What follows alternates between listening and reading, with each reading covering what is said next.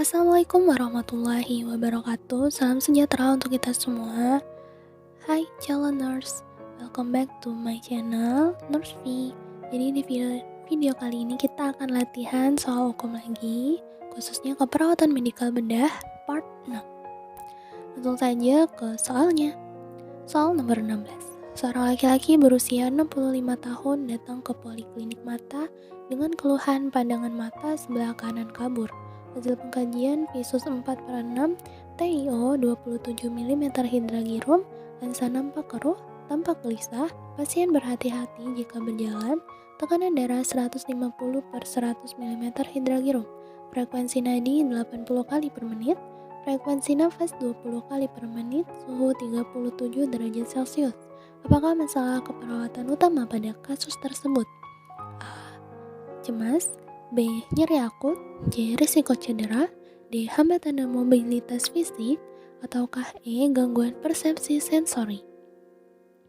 Jadi sangat jelas di kasus itu dijelaskan bahwa pasien mengalami gangguan penglihatan, ditandai dengan visus 4/6 dan adanya peningkatan tekanan intraokuler.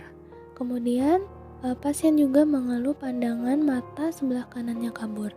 Jadi untuk pilihan A sepertinya tidak tepat ya guys. Untuk pilihan B, untuk nyeri akut juga tidak ada data yang mendukung untuk adanya rasa nyeri yang pasien rasakan. Biasanya kalau nyeri akut itu dijelaskan dengan data PQRST. Kemudian untuk risiko cedera juga tidak dijelaskan untuk bagaimana lingkungan sekitar pasien, apakah lantai licin, apakah penerangan atau pencahayaannya kurang.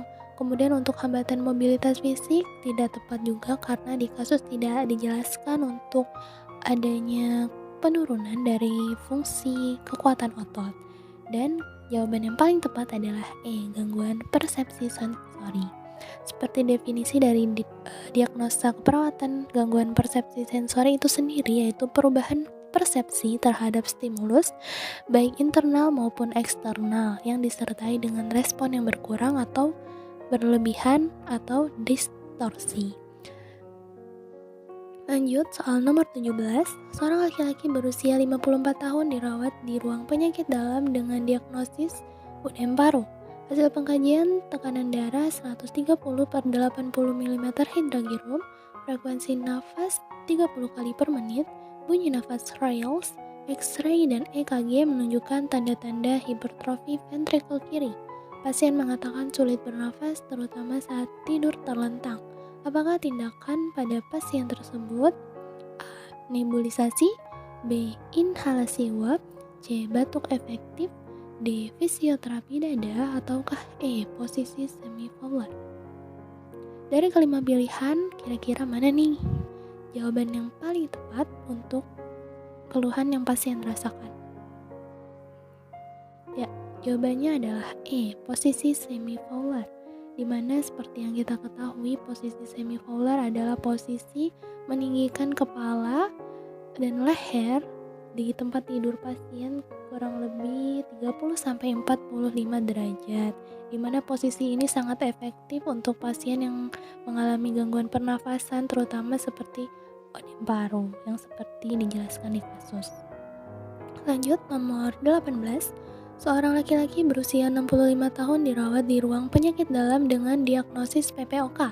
Hasil pengkajian kesadaran menurun, suara nafas ronki, sekret banyak dan kental, kemudian dilakukan tindakan suction. Tapi tiba-tiba pasien tambah gelisah. Tekanan darah 140/90 mm hidragirum, frekuensi nafas 30 kali per menit, frekuensi nadi 100 kali per menit. Apakah tindakan yang sebaiknya Anda lakukan? A. Berikan oksigen. B. Periksa kesadaran pasien. C. Lanjutkan tindakan suction. D. Hentikan suction dan berikan oksigen. Ataukah E. Hentikan suction dan segera lapor dokter? Jadi di kasus dijelaskan bahwa pasien dilakukan tindakan suction namun tiba-tiba pasien tambah gelisah. Ada beberapa kemungkinan hal yang menyebabkan pasien tersebut gelisah. Kemungkinan yaitu pasien merasa tidak nyaman akan tindakan karena berkurangnya pasokan oksigen sehingga menyebabkan sesak plus gelisah, sehingga kita tindakan utama itu adalah D. Hentikan suction dan berikan oksigen. Karena jika kita hanya memberikan oksigen namun tetap melangsungkan suction, maka keluhan pasien tersebut tidak akan berkurang. Kemudian juga untuk periksa kesadaran pasien itu tidak tepat karena dijelaskan di kasus pasien tidak ada mengalami penurunan kesadaran namun hanya gelisah saja. Kemudian untuk hentikan suction dan segera lapor ke dokter itu kurang tepat karena kita dapat segera lapor ke dokter jika keluhan dari pasien tersebut sudah kita atasi terlebih dahulu. Next, soal terakhir, seorang laki-laki usia 50 tahun datang ke klinik paru dengan keluhan pasien sesak nafas. Dalam pemeriksaannya, perawat mendapatkan data retraksi otot bantu nafas, tekanan darah 150/100 mm hidragirum, frekuensi nadi 90 kali per menit, frekuensi nafas 32 kali per menit, suhu 36 derajat Celcius, saturasi oksigen 95, hemoglobin 10 gram per dl.